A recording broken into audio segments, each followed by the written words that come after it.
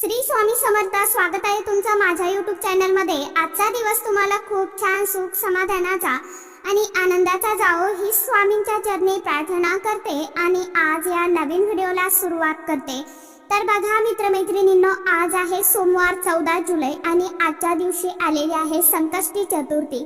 तर संकष्टी चतुर्थी आल्याने या दिवसाचं महत्त्व जे आहे तर ते अधिकच वाढलेलं आहे आणि योगायोगाने सोमवार देखील आहे. गणपती बाप्पा हे देवादिदेव महादेवाचे पुत्र आहेत आणि देवादिदेव महादेवांना हा वार जो आहे सोमवार तर हा समर्पित आहे. त्याचप्रमाणे गणपती बाप्पांना प्रिय असलेली तिथी म्हणजे संकष्टी चतुर्थी. तर अशा या शुभ योगांवरती आपल्याला आपल्या मुलांच्या प्रगतीसाठी, आपल्या मुलांच्या जीवनातील अडचणी अडथळे दूर व्हावे आणि यासाठी एका ठिकाणी आपल्याला एक नारळ जो आहे तर तो अर्पण करायचा आहे. या दिवशी प्रत्येक आईने किंवा वडिलांनी आपल्या मुलांसाठी एक नारळ जो आहे तर तो नक्की एका ठिकाणी अर्पण करायचा आहे. गणपती बाप्पा जे आहेत तर ते सुख करता, दुःख हरता, विघ्न हरता आहे. त्याचप्रमाणे बुद्धी हे ते बुद्धिदाता आणि मंगलदाता देखील आहे. इच्छापूर्ती करणारे दैवत म्हणजे हे गणपती बाप्पा. गणपती बाप्पा त्यांच्या भक्ताच्या जीवनामध्ये कधीही संकट येऊ देत नाही. त्याचप्रमाणे भक्तांच्या ज्या काही समस्या आहेत तर त्या बाप्पा त्या समस्येचं नक्कीच निरसन करता, दूर करता. तर या दिवशी सकाळी लवकर उठायचं आहे, स्नान करायचं आहे, यानंतर स्वच्छ वस्त्र परिधान करायचे आहे. शक्य असेल तर या दिवशी आवर्जून लाल रंगाचे वस्त्र परिधान करा आणि आपल्या देवघरामध्ये गणपती बाप्पांची मूर्ती असेल किंवा फोटो असेल तर त्यांची आपल्याला विधिवत पूजन करायचं आहे. आवर्जून गणपती बाप्पांना दुर्वा जास्वंदीचं लाल रंगाचं फूल हे खूप प्रिय आहे तर ते आवर्जून अर्पण करायचं आहे.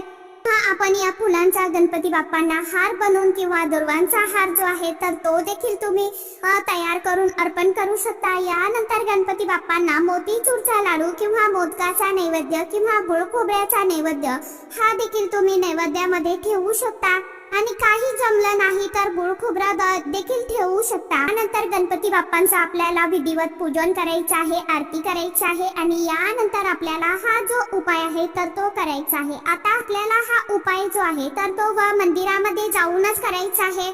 आता हा उपाय कशा पद्धतीने करायचा आहे, नारळ आपल्याला नेमका कुठे अर्पण करायचा आहे याविषयीची संपूर्ण माहिती आजच्या या नवीन व्हिडिओमध्ये मी तुमच्या बरोबर शेअर करणार आहे.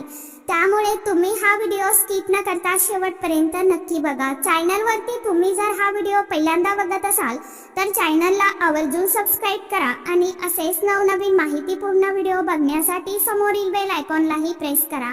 त्यामुळे काय होईल, जेव्हा कधी मी नवीन व्हिडिओ अपलोड करेल तर सर्वात अगोदर त्याचं नोटिफिकेशन तुम्हाला मिळेल आणि तुम्ही एकही व्हिडिओ मिस करणार नाही. आपल्याला घरीही विधिवत पूजन करून घ्यायचं आहे आणि नंतर तो मंदिरामध्ये जाऊन असं उपाय जो आहे तर तो करायचा आहे. आपल्या सोयीनुसार दिवसभरामध्ये जेव्हा कधी तुम्हाला वेळ मिळेल त्या वेळेमध्ये आपण हा उपाय करू शकता.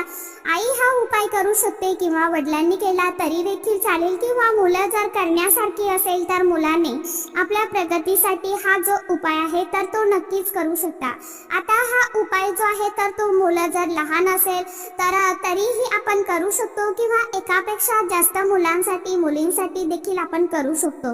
मूल असेल, नोकरी करणारे असेल, अगदी लग्न झालेले जे मुलं आहेत तर त्या मुलांसाठी सुद्धा आपण हा उपाय करू शकता. लहान मुलं जे आहेत तर ती काय करतात, सतत किरकिरपणा, चिडचिडपणा करतात किंवा हट्टीपणा करतात, ऐकत नाही तर कधी कधी त्यांना नजर दोष जो आहे तर तो निर्माण होतो. शाळेत जाणारी मुलं आहेत तर त्यांना वाचलेले लक्षात राहत नाही, स्मरणशक्ती जी आहे तर ती कमजोर पडते, खूप अभ्यास करतात परंतु परीक्षेच्या वेळी सर्व विसरते, अभ्यासामध्ये मन लागत नाही. बऱ्याच वेळा मुलांचं तोंड देखील कौतिक केलं जातं आणि जे लोक कौतिक करतात तर त्यांच्या मनामध्ये मात्र आपल्या मुलांबद्दल वाईट भावना असते आणि यामुळे काय होतं तर मुलांना नजर दोष निर्माण होतो.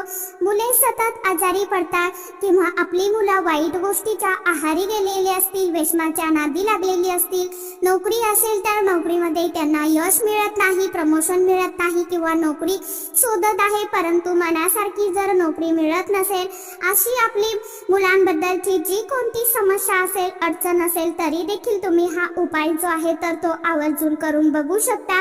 आता मंदिरामध्ये जाताना आपल्याला काय करायचं आहे तर एक लाल रंगाचं कापड घ्यायचं आहे, एक नवीन नारळ जो आहे तर तो नवीन नारळ घ्यायचा आहे, न सोललेला घ्यायचा आहे, शेंडी असलेला नारळ घ्या।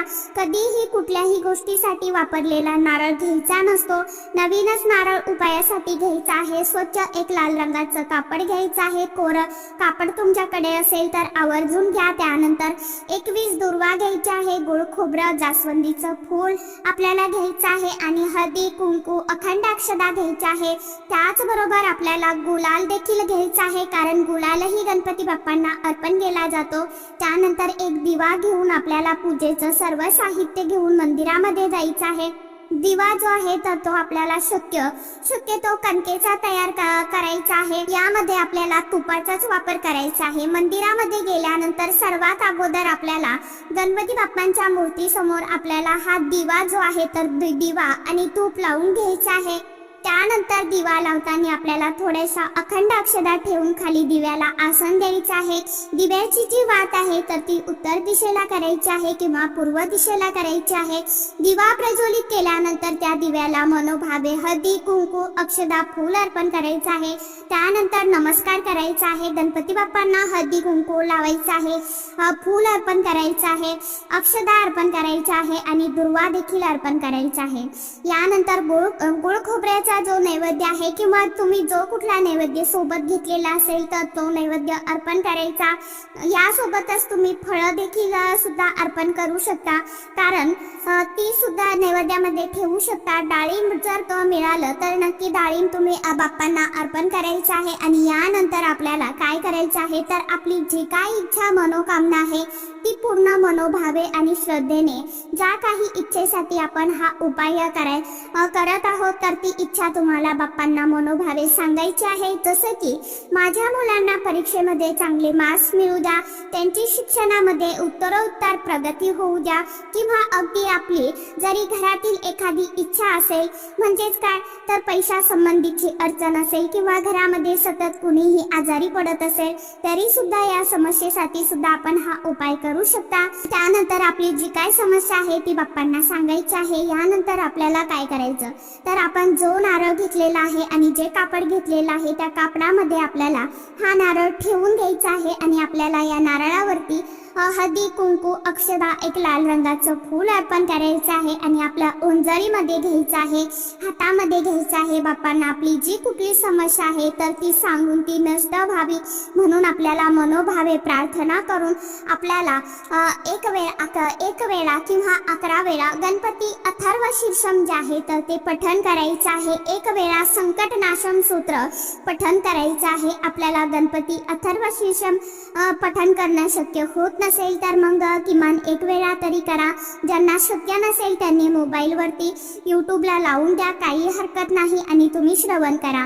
त्यानंतर एक वेळा संकटनाशम सूत्र जे आहे तर तेही तुम्हाला पठण करायचं आणि हा नारळ त्या कापडासह गणपती बाप्पांना आपल्याला अर्पण करायचा आहे, म्हणजे गणपती बाप्पांच्या चरणाजवळ तुम्हाला ठेवायचा आहे, आपल्याला तो अर्पण करायचा आहे। मुलांची अगदी प्रवेश प्रक्रिया जर होत नसेल तरी सुद्धा आपण असा हा नारळ जो आहे तर तो बाप्पांच्या चरणावरती जर या दिवशी अर्पण केला तर गणपती बाप्पांच्या कृपेने आपल्या मुलांच्या जीवनातील सर्व समस्या, अडचणी, अडथळे हे दूर होत असतात। कारण गणपती बाप्पा जे आहेत तर ते बुद्धीचे देवता आहेत। आपल्या मुलांना बुद्धी देण्याचं काम जे आहे तर ते गणपती बाप्पा करत असतात। आपल्या मुलांची बुद्धिमत्ता जी आहे तर ती तल्लख होण्यासाठी, त्यांचा सर्वांगीण विकास व्हावा यासाठी आपण हा जो उपाय आहे तर तो करू शकता।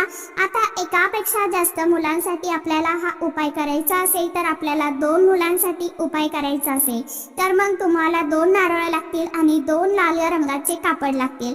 आणि जेव्हा आपण एका मुलाचा उपाय करतो तर आपल्या मुलाचं नाव घेऊन समस्या सांगून तो नारळ तुम्हाला गणपती बाप्पांच्या चरणावरती अर्पण करायचा आहे। परत दुसऱ्या मुलाचं नाव घ्यायचं करायचं, त्याबद्दल आपली काय समस्या आहे, अडचण आहे, तर ती गणपती बाप्पांना सांगायची आहे आणि तो नारळ अर्पण करायचा आहे. तर असा आपण एकापेक्षा जास्त मुलं असतील तरी सुद्धा हा जो उपाय आहे तर तो आजच्या दिवशी सकाळपासून ते संध्याकाळपर्यंत अगदी दिवसभरामध्ये कधीही केव्हाही तुम्ही करू शकता. कारण गणपती बाप्पांना संकष्टी चतुर्थीचा संपूर्ण दिवस जो आहे तर तो समर्पित मानला जात असतो आणि संकष्टी चतुर्थी तिथी ही गणपती बाप्पांना खूप अतिशय अत्यंत प्रिय असलेली मानली जाते. त्यामुळे आवर्जून गणपती बाप्पांचं या दिवशी दर्शन घ्यावं आणि मंदिरात जावं. नसेल शक्य तरी किमान घरी कमीत कमी पूजा करावी. तर सांगितल्याप्रमाणे आवर्जून उपाय करून बघा आणि व्हिडिओला जास्तीत जास्त लाईक करत जावा, चॅनलला सबस्क्राईब करत जावा आणि इतर मित्रमैत्रिणींना देखील व्हिडिओ जास्तीत जास्त शेअर करत जावा. तर चला, आजच्या व्हिडिओमध्ये इतकीच माहिती होती. कशी वाटली नक्की सांगा. व्हिडिओ आवडला तर चॅनलला आवर्जून लाईक शेअर सबस्क्राईब जरूर करा.